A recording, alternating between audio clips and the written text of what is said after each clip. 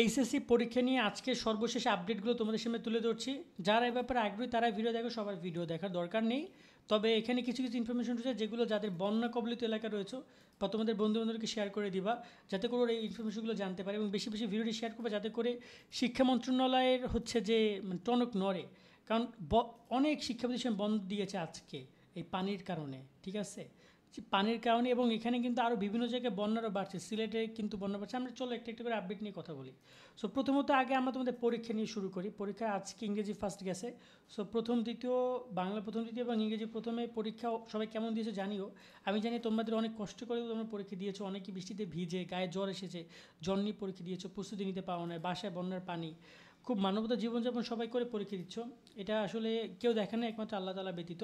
তো এই জায়গায় দেখতে পাচ্ছিলাম আমরা যে মোবাইল রাখা ও নকলের দায় কুমিল্লা 11 শিক্ষার্থী বহিষ্কার পরীক্ষার্থী। তো এই হচ্ছে নকল, এই যে মোবাইল, মানে অদ্ভুত ব্যাপার ভাই। তোমাদেরকে বলছি না মোবাইল টোবাইল নিয়ে যাবে না, মূলত হচ্ছে বাংলা ইংরেজি পরীক্ষা তো মাথা মনে হয় ঠিক নেই।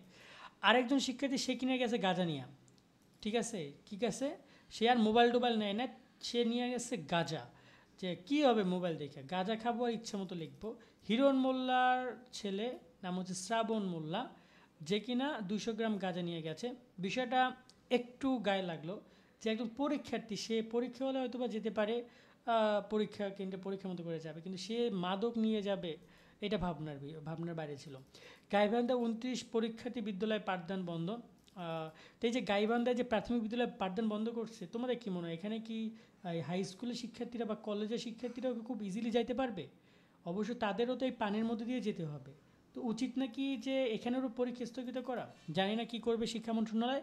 গাইবান্ধায় প্রায় 4 উপজেলায় এই ঘটনাটা তারা ঘটিয়েছে যে পরীক্ষা পাঠদান বন্ধ করেছে। এখন দেখা যাক যে তোমাদের পরীক্ষা অনেক জায়গায় স্থগিত হইতে পারে, যেটা সত্য কথা।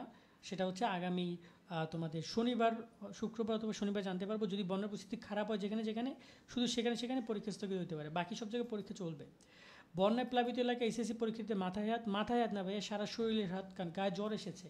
এই বন্যা পরিস্থিতির মধ্যে, ঠান্ডার মধ্যে, বৃষ্টির মধ্যে ভিজে ভিজে পরীক্ষা দেওয়া, এটা নিউজটা আজকে 4 জুলাই করেছে দ্য ডেলি ক্যাম্পাস। সেখানে অনেকগুলো বিষয় উপস্থাপন করা হয়েছে, শিক্ষার্থীদের দুর্ভোগের কথা বলা হয়েছে, যেখানে সারা দেশের মানুষ দেখছে তাদের দুর্ভোগের কথা, কিন্তু অন্য কেউ মনে হয় না এই ব্যাপারটা দেখছে যে এই দুর্ভোগের মধ্যে কীভাবে শিক্ষার্থীরা পড়াশোনা করবে। এটা প্রথম দিনের ছবি একজন শিক্ষার্থী, আমরা এটা দেখিয়েছিলাম তোমাদেরকে যে একজন শিক্ষার্থীর এই অবস্থা হয়েছিল। এ হচ্ছে রাস্তাঘাটের ছবি, যেখানে মেয়েরা কলেজে যাচ্ছে বা স্কুলে যাচ্ছে। এটা একটা স্কুলের ছবি, বারান্দার ছবি। এটা হচ্ছে বাসার ছবি, এটা রাস্তার ছবি, পরীক্ষা দিতে যাচ্ছে বা সামথিং কিছু একটা। 3 বিভাগে বন্যা কবলিত শিক্ষা প্রতিষ্ঠানের তথ্য চেয়েছে মাউসি। তৃতীয় দিনে বহিষ্কার 59 জন, আজকে বহিষ্কার হচ্ছে 59 জন, অনুপস্থিতি 16,000। অনুপস্থিতি এই যে 16,000, তার মধ্যে অন্তত কয়েকশো আছে, কয়েক হাজার আছে যারা কিনা বন্যার কারণে পরীক্ষা দিতে পারেনি। আমরা এখানে দেখছিলাম যমুনা টিভি নিউজ, যেখানে বন্যা পরিস্থিতি অবনতি, বিপদসীমার উপরে প্রবাহিত হচ্ছে পানি, নদীর পানি। সেটা হচ্ছে কুড়িগ্রাম, জামালপুর ওই দিকটায়, তারপর হচ্ছে তোমার গোবিন্দগঞ্জের ওদিকটায়, গাইবান্ধার ওদিকটায়। তারপর এখানে আমরা বিভিন্ন জায়গায় নদ নদীর পানি নিয়ে আমরা অনেক নিউজ দেখছিলাম আজকের ঘটনাগুলো। তো জানি না আসলে কি করবে শিক্ষা মন্ত্রণালয়। আমার মনে হয় কি জানো, আমার মন যেটা বলতেছে উচিত সবার একদম পরীক্ষা স্থগিত করে দেয়, ব্যাপারটা নিয়ে কোনো কথাই না বলা, ঠিক আছে। কিন্তু এটা কখনোই সম্ভব না, ঠিক আছে, কখনোই সম্ভব না। কিছু করার নেই, পরীক্ষাটা স্থগিত হবে না, তারা সেভাবে চিন্তা ভাবনা করেনি। তবে উচিত যে আমি হলে ভাই এটাই করতাম যে পড়ালেখা পরে। দীপমণি একটা কথা বলেছিল, আজকে দেখলাম কথাটা ভালো লাগছে। বলেছিল যে পরীক্ষা 1 বছর পরও দেওয়া যাবে, কিন্তু শিক্ষার্থীদের এই যে ক্ষতিটা হচ্ছে, মানসিক বিকাশ, তাদের যে এই যে একটা স্পেশাল চাপ, তাদের এই যে অসুস্থতা হচ্ছে, এটা অনেক ইম্পর্টেন্ট। সো পরীক্ষা একটু পরও নেওয়া যেতে পারতো, কিচ্ছু হতো না, ঠিক আছে। তারপর তো এই হচ্ছে টুকটাক আপডেট, নতুন করে কোনো কিছু না, বাট নতুন করে আমরা কিছু জানতে পারবো যদি পরীক্ষা স্থগিত কোনো আদেশ আসে, তোমাদেরকে আমরা জানাবো। বাট এই মুহূর্তে আপাতত তোমাদের পরীক্ষা নিয়ে এইটুকুই রয়েছে সর্বশেষ তথ্য। সকলে অনেক ভালো থাকবা, আল্লাহ হাফেজ।